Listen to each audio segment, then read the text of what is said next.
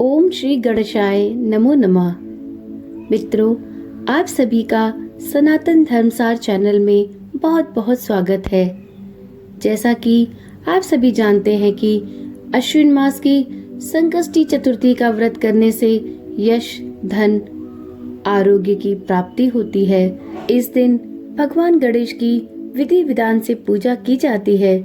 इनका व्रत करने से सारे विघ्नों का नाश होता है।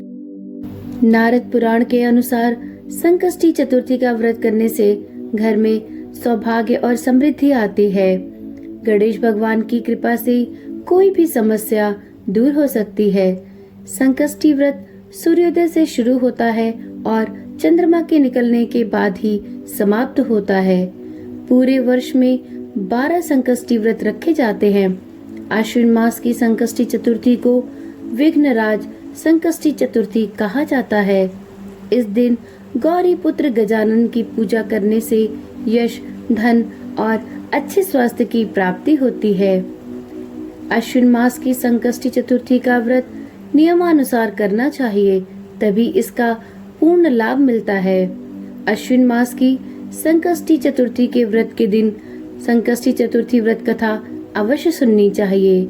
इस वर्ष 2 अक्टूबर 2023 को सोमवार को अश्विन मास के कृष्ण पक्ष की संकष्टी चतुर्थी मनाई जाएगी। इस दिन श्री कृष्ण तथा वाडासुर की यह कथा पढ़ी जाती है। तो चलिए हम सभी मिलकर एक बार विघ्नहर्ता गणेश जी का नमन करते हुए इस कथा को प्रारंभ करते हैं। एक समय की बात है, मथुरा नगरी में राजा कंस का एक रिश्तेदार रहता था। उसका नाम वाडासुर था और उसकी एक पुत्री थी जिसका नाम उषा था। उषा बहुत ही रूपवान थी।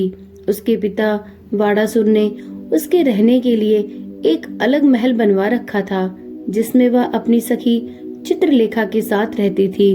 एक दिन उषा ने अपने सपने में एक सुंदर राजकुमार को देखा। वह राजकुमार भगवान श्री कृष्ण के पुत्र प्रद्युम्न का बेटा अनिरुद्ध था। अनिरुद्ध की सुंदरता को देखकर उषा उसकी ओर आकर्षित हो गई। स्वप्न में वह प्रेमालिंगन करना ही चाहती थी कि उसकी आंख खुल गई। सपना टूटने पर भी वह उस आकृति को भूल नहीं पाई। उस आकृति से मिलने की इच्छा से वह अत्यंत परेशान हो गई। उषा ने अपने मन की बात अपनी सखी चित्रलेखा को बताई। उसने कहा कि किसी भी तरह से वह उस युवक को लेकर आए। उषा ने सपने की आकृति का नक्शा चित्रलेखा के सामने वर्णन किया और चित्रलेखा समझ गई कि वह युवक अनिरुद्ध ही है। अपनी सखी की बात सुनकर चित्रलेखा अनेक स्थानों में खोज करती हुई द्वारकापुर पहुंच जाती है। चित्रलेखा राक्षसी माया जानती थी। उसने वहां अनिरुद्ध को पहचानकर उसका अपहरण कर लिया और रात्रि में उसे पलंग सहित उठाकर गोधूली वेला में बाड़ासुर की नगरी में प्रविष्ट हुई। इधर अनिरुद्ध के पिता प्रद्युम्न को पुत्र शोक के कारण असाध्य रोग से ग्रसित होना पड़ा। अपने पुत्र प्रद्युम्न और पौत्र अनिरुद्ध की घटना से श्री कृष्ण जी भी बहुत व्याकुल हो उठे। रुक्मिणी भी पौत्र के दुख से दुखी होकर बिलखने लगी और खिन्न मन से कृष्ण जी से कहने लगी, हे नाथ, हमारे प्रिय पौत्र को किसने हरण कर लिया अथवा वह अपनी इच्छा से कहीं गया है। मैं आपके सामने शोकाकुल होकर अपने प्राण त्याग दूंगी। रुक्मिणी की ऐसी बात सुनकर श्री कृष्ण जी यादवों की सभा में उपस्थित हुए। वहां उन्होंने परम तेजस्वी लोमश ऋषि के दर्शन किए। उन्हें प्रणाम कर श्री कृष्ण ने अपनी सारी व्यथा कह सुनाई। श्री कृष्ण ने लोमश ऋषि से पूछा कि हे मुनिवर, हमारे पौत्र को कौन ले गया? वह कहीं स्वयं तो नहीं चला गया है?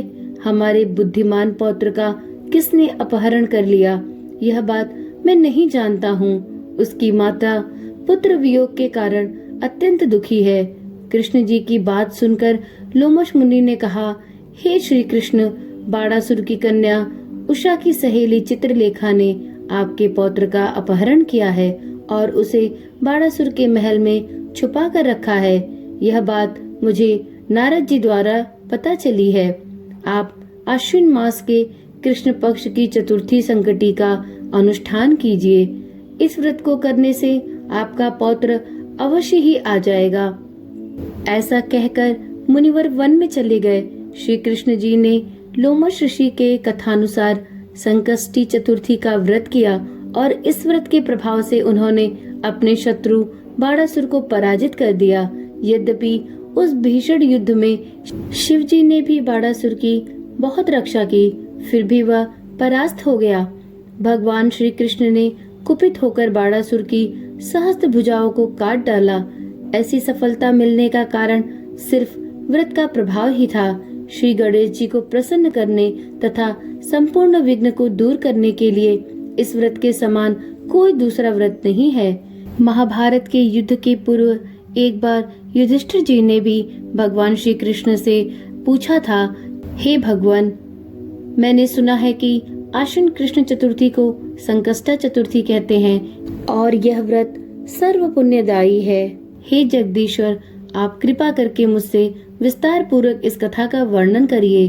श्री कृष्ण जी ने कहा, हे राजन, संपूर्ण विपत्तियों के विनाश के लिए मनुष्य को इस व्रत को अवश्य ही करना चाहिए। इसके प्रभाव से आप शत्रु पर विजय प्राप्त करेंगे और अगले राज्याधिकारी होंगे। इस व्रत के महिमा का वर्णन बड़े बड़े विद्वान भी नहीं कर सकते। हे कुंती पुत्र, मैंने इसका अनुभव स्वयं किया है और यह मैं आपसे सत्य कह रहा हूँ। इस प्रकार आश्विन माह की संकष्टी चतुर्थी को जो भी कोई व्यक्ति पूरी श्रद्धा और समर्पण के साथ इस व्रत को करता है, श्री गजानन अवश्य उसकी सभी इच्छाएं पूर्ण करते हैं। तो एक बार सभी प्रेम पूर्वक बोलिए, हे विघ्नहर्ता गणेश जी, आपकी सदा ही जय हो। हे संकटनाशक, जैसे आपने प्रद्युम्न के दुख हरे वैसे हमारे भी हरना।